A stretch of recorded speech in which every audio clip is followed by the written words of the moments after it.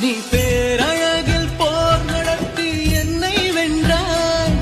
கண் பார்க்கும் போது பார்வையாலே கடத்தி சென்றாய்.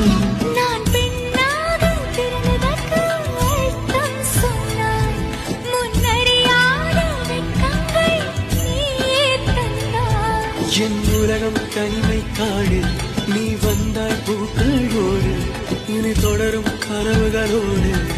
பெண்ணே பெண்ணே நீ இல்லை என்றால் என்னாவே? நெருப்போடு வெந்தே மண்ணாவே. உன் பேரை சொல்லும் போதே உள் நெஞ்சில் கொண்டாட்டம்.